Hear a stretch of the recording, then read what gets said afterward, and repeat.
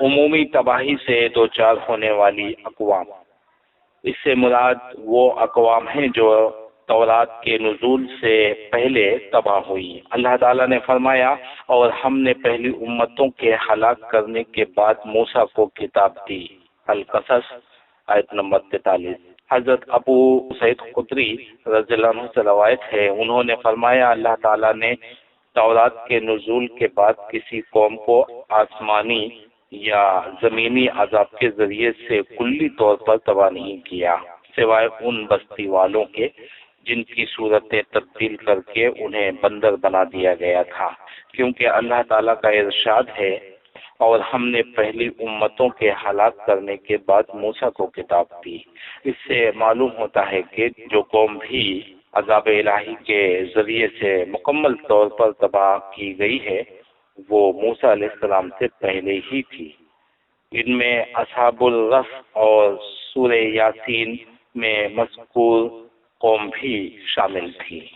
اصحاب الرس کا ذکر قرآن مجید میں ان دو مقامات پر آیا ہے۔ ارشاد باری تعالیٰ ہے اور عاد اور سمود اور اصحاب الرس اور ان کے درمیان اور بہت سی جماعتوں کو بھی ہلاک کر ڈالا، اور سب کے سمجھانے کے لیے ہم نے مثالیں بیان کی اور نہ ماننے پر سب کا ستیہ ناش کر دیا۔ الفرقان سورہ نمبر 25 آیت نمبر 38 اور 39۔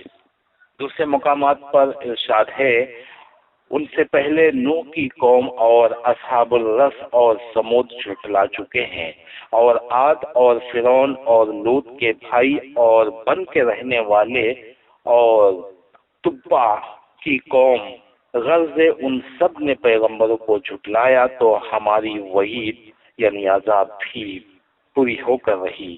سورہ قاف سورہ نمبر 50 آیت نمبر 12 سے 14 تک۔ ان آیات سے معلوم ہوتا ہے کہ ان لوگوں کو ملیہ میٹ کر دیا گیا تھا۔ عربی زبان میں الرس اس کنویں کو کہتے ہیں جس کی مڈیر پتھروں سے بنائی گئی ہو۔ بعض حضرات کا خیال ہے کہ وہ ایک خاص کنواں تھا جس پر قوم سمود کا ایک قبیلہ رہتا تھا، وہی لوگ اصحاب الرس کے نام سے مشہور ہوئے۔ یہ بھی کہا گیا ہے کہ ان کے نام کے ساتھ مشہور ہونے کی وجہ یہ تھی کہ انہوں نے اپنے نبی کو کنویں میں پھینک دیا تھا۔ امام ابن جریر رحمہ اللہ نے حضرت عبداللہ بن عباس رضی اللہ عنہما کا قول روایت کیا ہے کہ اصحاب الرس قوم سمود کی ایک بستی کے باشندے تھے۔ تفسیر ابن کثیر تفسیر سورہ الفرقان آیت نمبر 38۔ ابن عساکر رحمہ اللہ نے اپنی تاریخ میں شہر دمشق کی تعمیر کا ذکر کرتے ہوئے ابو القاسم عبداللہ بن جرداد کی تاریخ کے حوالے سے لکھا ہے کہ اللہ تعالیٰ نے اصحاب الرس کی طرف ایک نبی کو مبعوث فرمایا تھا جن کا نام حنظلہ بن صفوان علیہ السلام تھا۔ انہوں نے آپ پر بھی ایمان لانے سے انکار کیا اور آپ کو شہید کر دیا، چنانچہ عاد بن اوس بن ارم بن سام بن نوح نے اپنی اولاد سمیت رس سے ہجرت کر کے احقاف میں رہائش اختیار کر لی۔ بعد میں ان کی اولاد پورے یمن میں پھر پوری دنیا میں پھیل گئی۔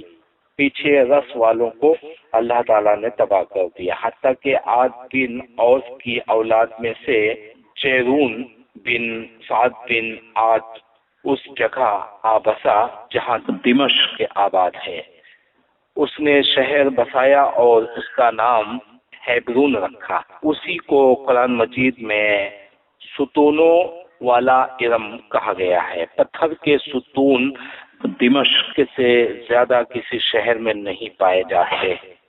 اللہ تعالیٰ نے اس قوم عاد کی طرف حضرت ہود بن عبداللہ بن رباح بن خالد بن حلوت بن عاد کو احقاف کے علاقے میں نبوت دے کر مبعوث فرمایا۔